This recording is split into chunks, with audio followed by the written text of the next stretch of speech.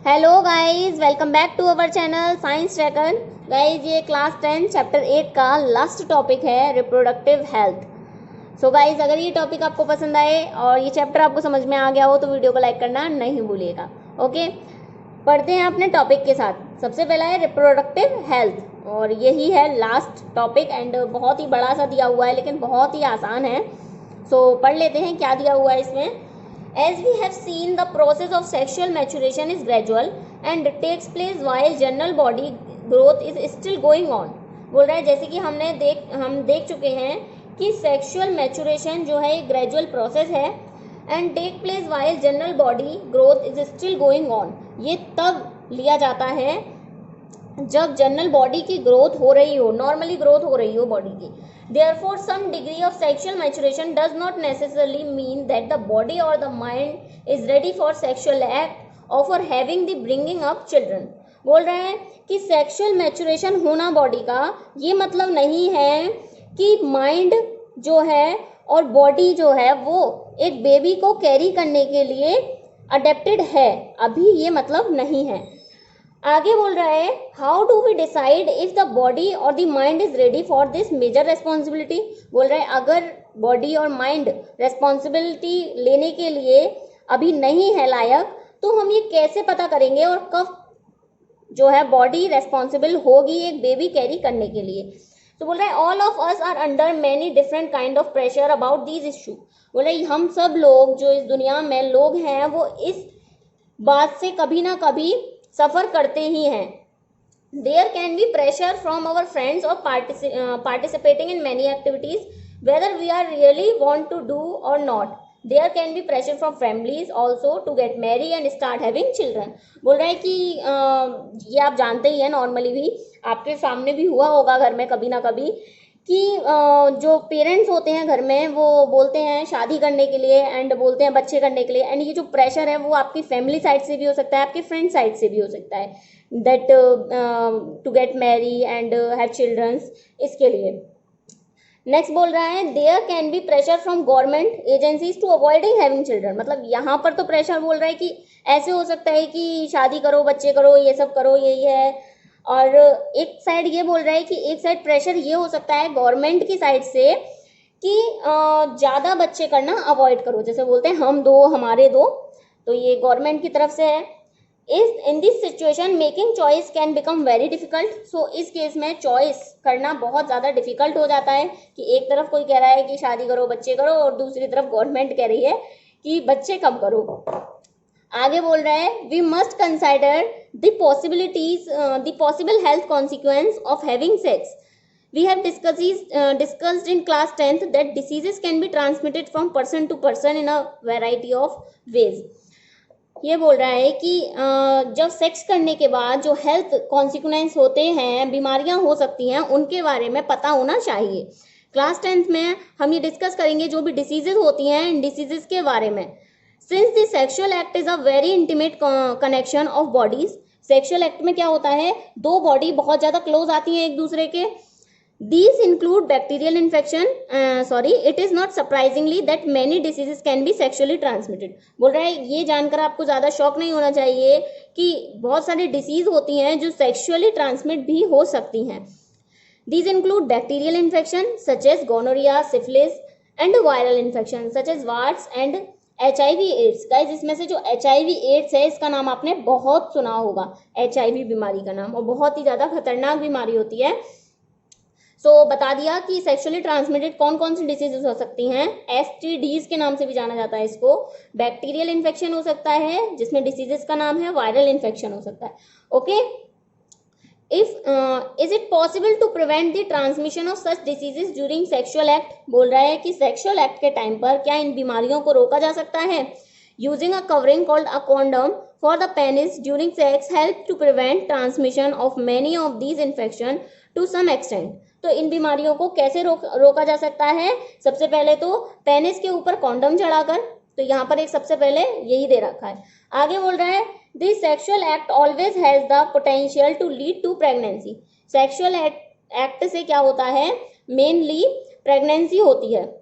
Pregnancy will make major demands on the body and the mind of the women. Pregnancy की वजह से जो women है उसके माइंड पर बहुत ज़्यादा इफेक्ट आता है एंड बॉडी की डिमांड भी चेंज हो जाती है। Therefore many ways have been devised to avoiding pregnancy। बोल रहे हैं यहाँ पर और भी बहुत सारे ऐसे चांसेस हैं जिसकी वजह से प्रेगनेंसी को अवॉइड किया जा सकता है।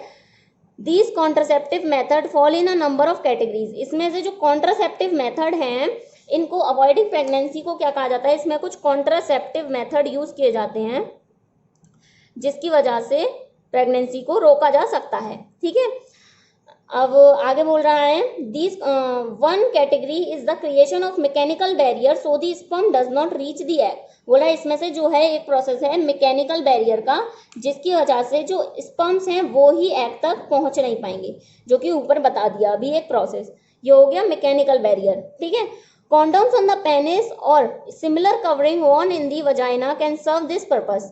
so यही लाइन बोल रहा है कि पेनिस के ऊपर कॉन्डम लगाकर करने पर क्या होता है मैकेनिकल बैरियर।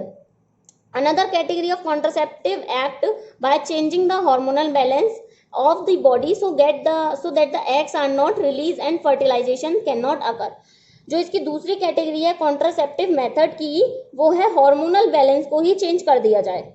दवाइयां देकर हार्मोनल बैलेंस चेंज कर दिया जाएगा और जो एग है फीमेल्स में वो एग ही रिलीज नहीं होगा। तो क्या होगा, जब एग ही नहीं होगा तो सिंगल स्पर्म से तो बेबी बन ही नहीं सकता। ठीक है, However, since they change hormonal balances, they can cause side effect too। अब ये जो हार्मोनल बैलेंस से चेंज करना है, पिल्स देनी है फीमेल्स को, ये साइड इफेक्ट भी कॉज कर सकती हैं। Other contraceptive devices such as copper T are placed in the uterus to prevent pregnancy. एक और मेथड है जिसे कॉपर टी कहा जाता है, यूट्रस में लगाया जाता है और इसकी वजह से क्या होता है, बेबी नहीं होता। Again they can cause side effect due to irritation, इसकी वजह से भी साइड इफेक्ट हो सकता है। If the vas deferens in the male is blocked sperm transfer will be prevented. एक अगर मेल की वास्ट डिफरेंस को ही ब्लॉक कर दिया जाए तो क्या होगा, स्पर्म्स ही नहीं आएंगे मेल में से, तो sperm transfer will be prevented. If the fallopian tube in the male is blocked the egg will not be able to reach the uterus. तो ये कौन से हुए, दोनों सर्जिकल प्रोसेस हुए, मेल में वास्ट डिफरेंस को ब्लॉक करके एंड फीमेल में फैलोपियन ट्यूब को ब्लॉक करके। क्या कहा जाता है इन्हें, surgical process. Sperm transfer will be prevented if ये हो गया, egg will not able to reach the uterus. In both cases fertilisation will not takes place. Surgical method can be use to create such blocks. तो ऐसे blocks को बनाने के लिए surgical method किए जाते हैं। While surgical method are safe in the long run. बोल रहे हैं लॉन्ग टर्म के लिए सर्जिकल मेथड बहुत सेफ है। Surgery itself can cause infection and other problems if not perform properly. अब ये जो सर्जरिकल मेथड है ये भी कुछ ना कुछ साइड इफेक्ट कॉज कर सकती है अगर प्रॉपर सर्जरी ना हो तो। Surgery can also be use for removal of unwanted pregnancy. और बोल रहा है कोई अनवांटेड प्रेगनेंसी हो गई, बेबी कैरी नहीं करना चाहते मदर फादर, तो उसको भी हम सर्जरी से बेबी को निकाल सकते हैं। These may be misused by people who do not want a particular child as happen in illegal sex selective abortion of female foetus. और ये आपने सुना भी होगा कि उसके लड़की थी और उसने अपना गर्भ खराब करवा दिया, मीन्स अबॉर्शन करा लिया, ऐसे सुना होगा आपने। तो बोल रहे ये जो है प्रोसेस सर्जरी कराकर बच्चे को अबॉर्ट करा देना, ये क्या है, इलीगल प्रोसेस है। ओके, फीमेल थी और उसको अबॉर्ट करा दिया, ये इलीगल प्रोसेस है। For a healthy society the female and male sex ratio must be maintain. एक हेल्दी सोसाइटी के लिए मेल और फीमेल दोनों का रेशियो मेंटेन होना चाहिए। Because of reckless female foeticide child sex ratio is declining at an alarming rate in some section of our society, although parental sex determination has been prohibited by the law। बोल रहा है कि female जो बच्ची हैं, females की कमी होने की वजह से जो सेक्स रेशियो है हमारी सोसाइटी में मेल और फीमेल का वो बहुत ज़्यादा डिस्टर्ब हो रहा है, हमेशा मेंटेन रहना चाहिए। एंड ये जो है बहुत डिस्टर्ब हो रहा है, इसकी वजह से एक अलार्म कॉज हो रहा है हमारी सोसाइटी पर कि मेल ही मेल ज़्यादा हैं, फीमेल्स कम हैं। ऑल्दो पेरेंटल सेक्स डिटर्मिनेशन जो है मतलब पेरेंट्स चाहें सिर्फ लड़का लड़का, ऐसा भी प्रोहिबिटेड है लॉ के द्वारा। We have noted earlier that reproduction is a process by which organism increase their population. The rate of birth and death in a given population will determine its size. बोल रहे हैं हम इससे पहले पढ़ चुके हैं कि रिप्रोडक्शन एक प्रोसेस है जिससे ऑर्गेनिज्म अपनी पॉपुलेशन बढ़ाते हैं, बहुत अच्छे से जानते हैं आप ये प्रोसेस, अब पूरा पढ़ चुके हैं चैप्टर। तो the rate of birth and death in a given population will determine its size, कितने लोग बर्थ हो रहे हैं दुनिया में, कितने बच्चों का बर्थ हो रहा है और कितनी डेथ हो रही है, इन सब की साइज से जो पॉपुलेशन है वो पॉपुलेशन का साइज डिटरमाइन किया जाता है। The size of human population is a cause of concern for many people. This is because an expanding population make it harder to improve everybody's standard of living. जो human population है वो इस दुनिया में बहुत ही ज़्यादा बढ़ गई है। ह्यूमन पॉपुलेशन जो है वो बड़ी है, तो इसकी वजह से क्या हो रहा है, जो अर्थ पर है रहने के लिए स्पेस नहीं बच रहा है, मतलब अभी स्पेस तो बचा हुआ है, मतलब हर इंसान को खाना नहीं मिल रहा है, खाने के लिए स्टारवेशन हो रहा है, भूखमरी पड़ रही है, मॉल न्यूट्रिशन हो रहा है, ये सब हो रहा है अर्थ पर। And inequality in the society is the main reason for poor standard of living for many people. जो इनइक्वालिटी है हमारी सोसाइटी में, उसी की वजह से बहुत लोग गरीब हो रहे हैं। The size of population is relatively unimportant if we look around us, what can we identify is the most important reason for poor living.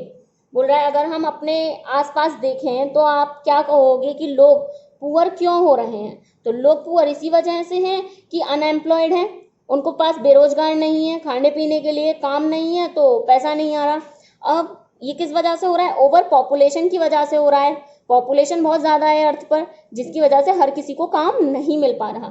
सो इसका आंसर हो गया। एंड गाइस खत्म हो गया ये चैप्टर, आगे कुछ नहीं है। आई होप ये चैप्टर आपको पसंद आया होगा एंड ये वीडियो भी आपको पसंद आई होगी। ऐसा है तो वीडियो को लाइक ज़रूर करिएगा एंड हमारे चैनल को सब्सक्राइब भी ज़रूर करिएगा। मिलते हैं नेक्स्ट टॉपिक और नेक्स्ट चैप्टर के साथ, तब तक के लिए बाय बाय।